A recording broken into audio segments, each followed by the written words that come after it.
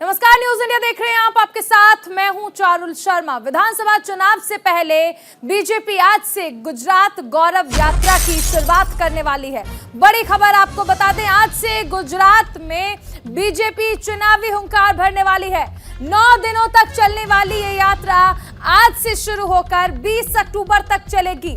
यात्रा की शुरुआत 2 जगह से बीजेपी के राष्ट्रीय अध्यक्ष जेपी नड्डा करेंगे, जबकि 13 अक्टूबर को गृह मंत्री अमित शाह 3 जगह इस यात्रा को हरी झंडी दिखाएंगे। गुजरात गौरव यात्रा की 5 केंद्रीय मंत्रियों को जिम्मेदारी दी गई है।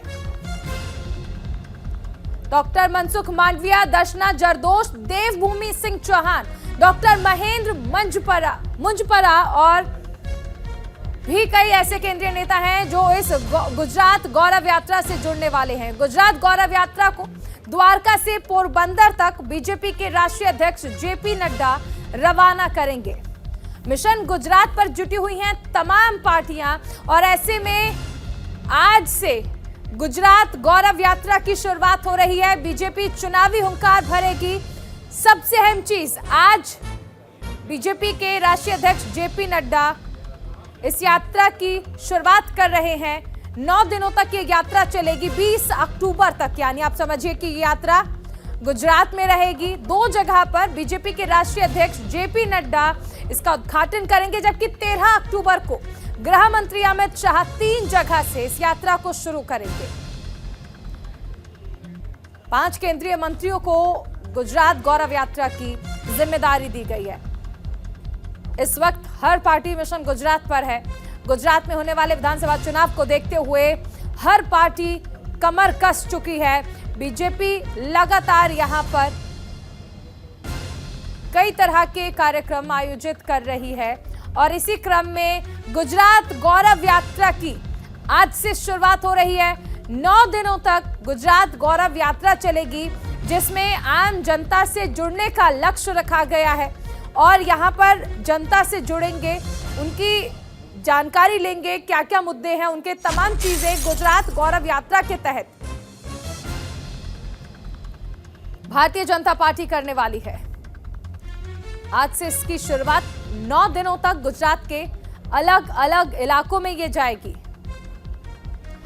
वहीं कल इस यात्रा में गृह मंत्री अमित शाह भी शामिल होंगे।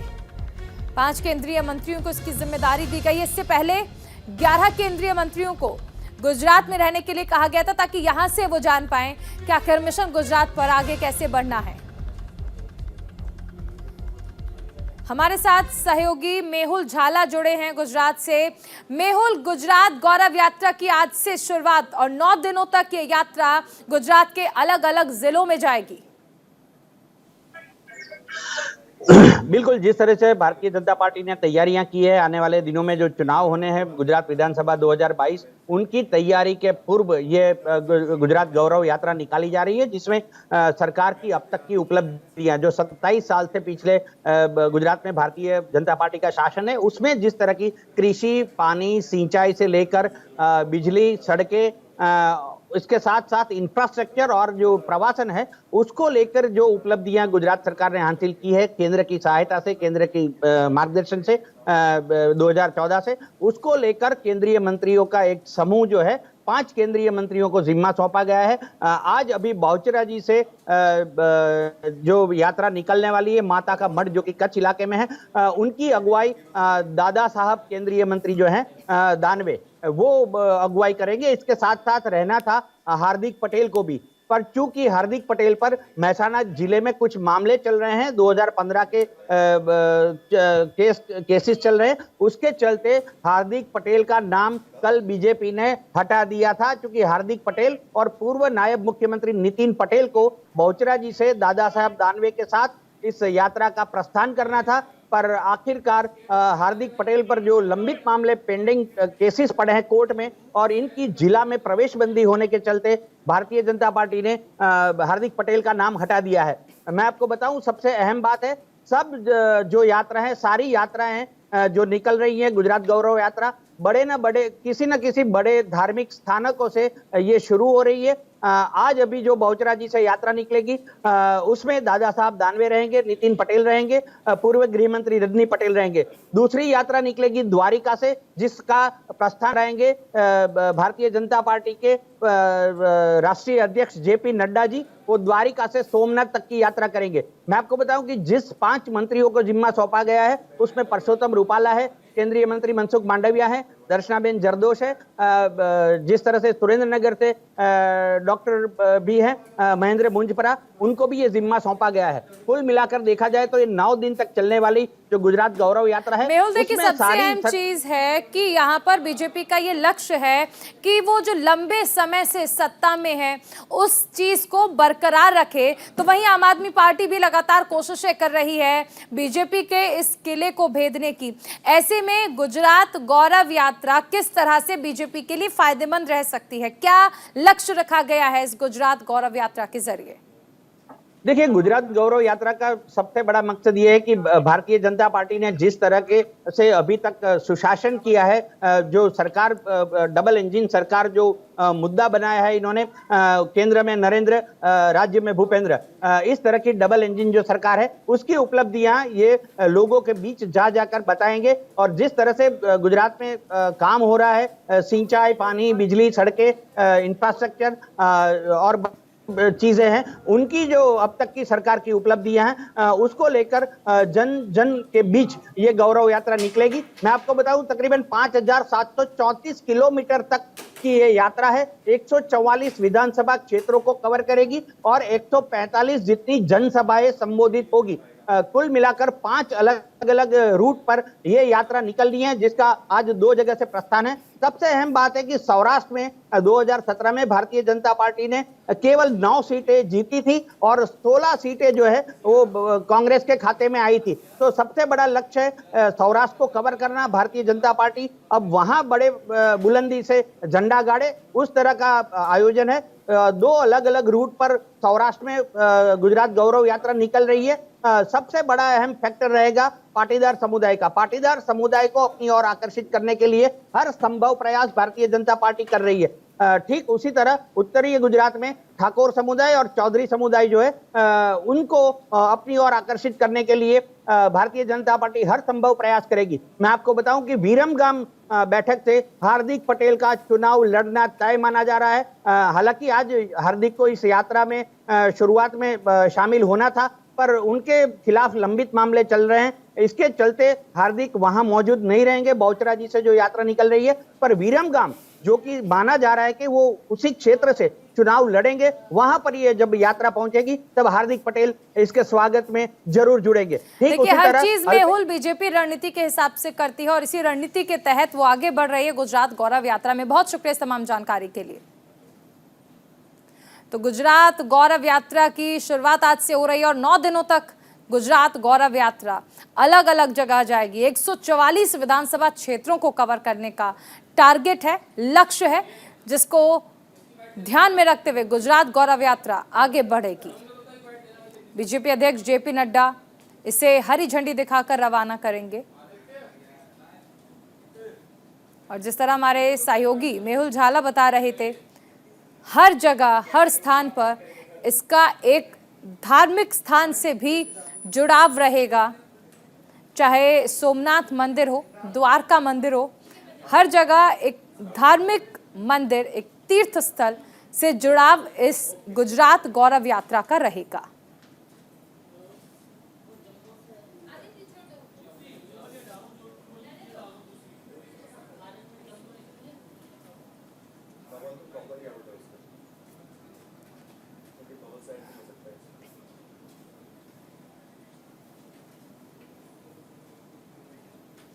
इस बीच एक और बड़ी खबर आपको बता दें, सीएम योगी आदित्यनाथ आज अयोध्या दौरे पर रहेंगे। बड़ी खबर आपको बता रहे हैं, सीएम योगी आदित्यनाथ आज अयोध्या दौरे पर रहेंगे। सीएम योगी इस दौरान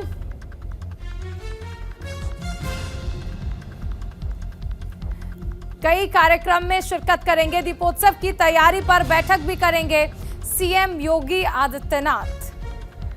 मुख्यमंत्री श्री राम मंत्र महायज्ञ में रजत जयंती महोत्सव के कार्यक्रम में भी शामिल होंगे। बताया जा रहा है कि सीएम योगी रामकथा संग्रहालय में दीपोत्सव की तैयारियों को लेकर अधिकारियों के साथ एक बैठक भी करेंगे। दक्षिण भारतीय शैली के अम्माजी मंदिर का हॉल में नए सिरे से विकास कार्य किया गया है। 28 अगस्त को 5 दिवसीय समारोह में इसका शिलान्यास किया गया था, जहां भगवान की एक प्रतिमा स्थापित की गई थी, जिसके अभिषेक में सीएम योगी शामिल होने वाले हैं। श्री राम मंत्र महायज्ञ में जाप कार्यक्रम भी आयोजित किया गया, जहां 13 करोड़ श्री राम महामंत्र का जप 501 जापकों की टीम कर रही है। और इस महायज्ञ को लेकर 13 अक्टूबर तक संत सम्मेलन की चारुशिला मंदिर में आयोजन किया गया है, जिसमें सीएम योगी आदित्यनाथ शिरकत करेंगे। आयोजन में देश भर के साधु संत भी शामिल होंगे। तो अयोध्या दौरे पर हैं मुख्यमंत्री योगी आदित्यनाथ। आदि रामानुजाचार्य की मूर्ति का अनावरण भी करेंगे। दीपोत्सव की तैयारियों पर भी सीएम योगी देखिए यहां पर बैठक करने वाले हैं। अम्माजी मंदिर के कार्यक्रम में भी शामिल होने का यहां पर कार्यक्रम है। दीपोत्सव की तैयारियों में भी समीक्षा करेंगे, अधिकारियों के साथ बैठक करेंगे।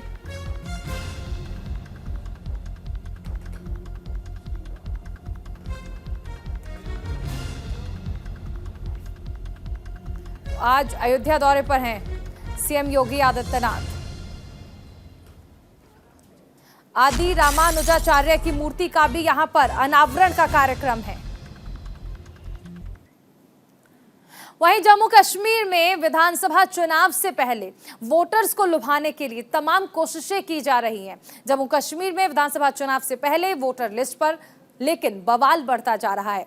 नए नियमों के मुताबिक अब जम्मू कश्मीर विधानसभा चुनाव में भी लोग भी वोट डाल सकेंगे। सूबे में 1 साल से ज्यादा समय से जो लोग रह रहे हैं वो भी अब वोट डाल पाएंगे। लेकिन चुनाव आयोग के फैसले पर विपक्ष को ऐतराज है। जम्मू कश्मीर में वोटर लिस्ट पर देखिए बवाल शुरू हो गया है। 1 साल से सूबे में रहने वाले लोग भी अब वोट कर पाएंगे। चुनाव आयोग का ये फैसला जैसे ही सामने आया, इसके बाद विपक्ष ने इस पर बयानबाजी शुरू कर दी, इस पर आपत्ति जताई है कि आखिर कैसे ये मुमकिन है कि 1 साल से जो लोग सूबे में रह रहे हैं वो लोग भी आकर जम्मू कश्मीर में वोट कर पाएंगे, अपने मत का इस्तेमाल कर पाएंगे। जम्मू कश्मीर में वोटर लिस्ट पर फिलहाल बवाल मचा हुआ है। इसको लेकर तमाम नेता बयानबाजी कर रहे हैं। महबूबा मुफ्ती ने भी इसको लेकर बयान दिया।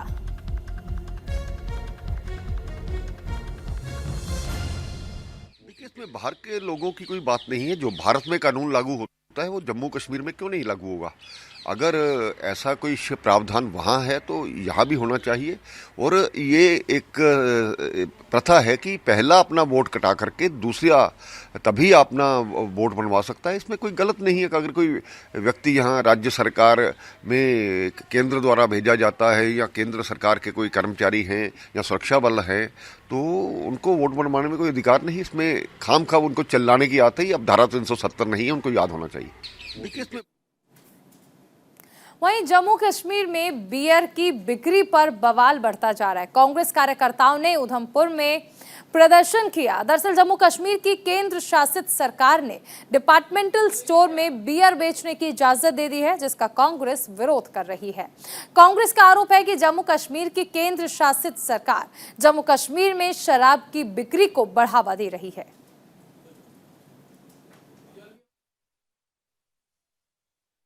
कि पिछले 2 सालों से केंद्र सरकार ने हमारे जम्मू कश्मीर में मंदिरों के शहर में जगह जगह पर स्कूलों के पास, मंदिरों के पास शराब की दुकानें खोल के एक जम्मू कश्मीर के लोगों के साथ मजाक किया है। और उसके साथ ही कल इन्होंने एक नया फरमान लागू किया कि जम्मू कश्मीर में जितने भी डिपार्टमेंटल स्टोर्स हैं वहाँ पे बियर की बिक्री हो सकेगी। यानी कि डिपार्टमेंटल स्टोर्स में हमारी महिलाएं, हमारे छात्र, छोटे बच्चे जो जाएंगे वह क्या देखेंगे कि वहाँ पे बियर की बोतलें सजी हैं। इन सब के खिलाफ आज हमने कांग्रेस कार्यकर्ताओं के साथ केंद्र सरकार का पुतला जला के अपना रोष प्रकट किया है। और आज हम यह मांग करते हैं कि ये जो शराब के जरिए हमारे नौजवानों को नशे में धकेलने का सरकार काम कर रही है, इस फरमान को वापस ले, नहीं तो आने वाले दिनों में हमारे इससे भी उग्र प्रदर्शन देखने को मिलेंगे। पुतला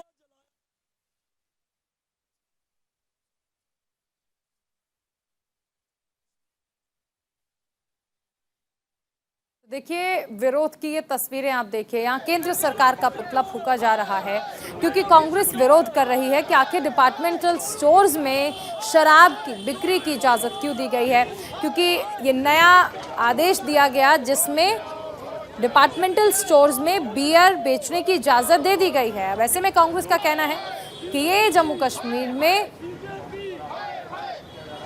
आखिर क्यों इजाज़त दी गई है। बच्चे, महिलाएं जब डिपार्टमेंटल स्टोर में जाएंगे तो वहां पर बियर की बॉटल्स देखेंगे तो आखिर इसका क्या इम्पैक्ट होगा।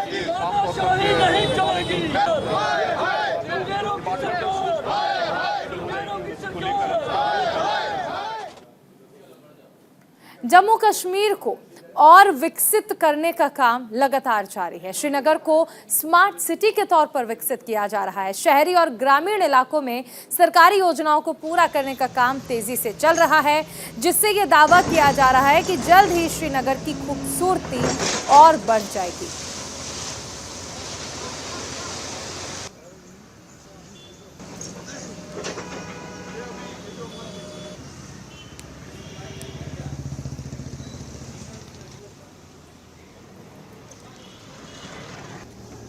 तो जम्मू कश्मीर में विकास कार्य लगातार बढ़ता जा रहा है। श्रीनगर को स्मार्ट सिटी बनाने की मुहिम जो है वो चल रही है और उसी के तहत आप देखिए कि विकास कार्य किए जा रहे हैं और उसी की तस्वीरें भी आपको हम दिखा रहे हैं कि किस तरह से विकास कार्य जो है वो वहाँ पर लगातार चल रहा है और आगे बढ़ रहा है ताकि श्रीनगर को स्मार्ट सिटी बनाया जा सके। इसके लिए तमाम बैठकों का आयोजन किया गया जिसमें ये फैसला लिया गया कि आखिर कैसे श्रीनगर को स्मार्ट सिटी बनाने की मुहिम को पूरा किया जाएगा। फिलहाल वहां पर विकास का कार्य तेजी से आगे बढ़ रहा है। एक और बड़ी खबर आपको बता दें, अलीगढ़ मुस्लिम यूनिवर्सिटी में एक बार फिर से छात्र छात्राएं अपनी मांगों को लेकर प्रदर्शन पर उतर आए हैं। छात्रों ने छात्र संघ चुनाव और अन्य चुनावों की मांग को लेकर एएमयू के अंदर प्रदर्शन किया है। अलीगढ़ मुस्लिम विश्वविद्यालय में छात्र संघ चुनाव की मांग को लेकर विद्यार्थियों ने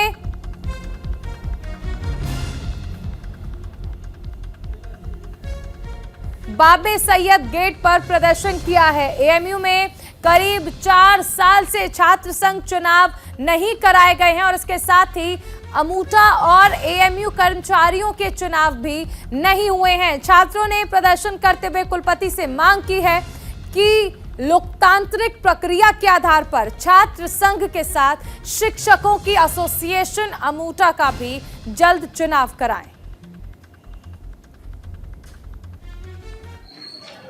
मेरा नाम है मोहम्मद आतिफ, मैं एमबीए का स्टूडेंट हूँ। एएमयू की एडमिनिस्ट्रेशन की तानाशाही है। 2018 के बाद कोई भी चुनाव नहीं करा रहा है। पहले लॉकडाउन का एक बहाना था, लेकिन अब यूनिवर्सिटी पूरी तरीके से ऑफलाइन मोड में खुल चुकी है। सारे डिपार्टमेंट, सारी क्लासेस सब चल रही है, लेकिन यूनिवर्सिटी को एक तरीके से जो मज़ा चख लिया है अनक्वेश्चनेबल एडमिनिस्ट्रेशन चलाने का, इस वजह से एडमिनिस्ट्रेशन चुनाव नहीं करवा रही है। स्टूडेंट काफ़ी कोशिश कर रहे थे, लेकिन किसी तरह का जवाब न मिलने की वजह से आज हम लोग एक प्रोटेस्ट पीसफुल प्रोटेस्ट निकाले हैं। मेमोरेंडम देंगे प्रॉक्टर साहब को और उसके बाद उनके तरफ से कोई ना कोई जवाब तलब करेंगे। कई साल हो गए, बहुत सालों से छात्र संघ का चुनाव नहीं हुआ है और अमूटा का भी नहीं हुआ है, और इसके साथ साथ एम्प्लॉय को जो चुनाव है वो इस कैंपस के अंदर काफ़ी दिनों से नहीं हुए हैं। हम देखते आ रहे हैं कि बहुत दिनों से एडमिनिस्ट्रेशन कोई भी किसी तरीके के जो है इलेक्शन से रिलेटेड कोई भी दिशा निर्देश नहीं दे रहा है। तो हमने मजबूरन आज एक प्रोटेस्ट मार्च किया, जिसमें हमारी डिमांड है कि जल्द से जल्द छात्र संघ चुनाव कराए जाएं। हमें, हमारे स्टूडेंट को, हम सभी को कमज़ोर करने का काम किया जा रहा है। जब छात्र संघ चुनाव नहीं होंगे, यूनियन नहीं होगी, तो छात्रों की आवाज़ कौन उठाएगा, और हम ही लोग कब तक उठाएंगे। उधर राजस्थान के जोधपुर में ऑनलाइन ठगी के मामले में पुलिस ने कामयाबी हासिल की है। यहाँ रटांडा थाना इलाके में शिव मंदिर रोड पर एक होटल में छापेमारी कर ऑनलाइन गेमिंग के नाम पर ठगी करने वाले 3 युवकों को गिरफ्तार किया गया। पुलिस फिलहाल आरोपी युवकों से पूछताछ कर रही है और आरोपियों का कच्चा चिट्ठा निकलवा रही है।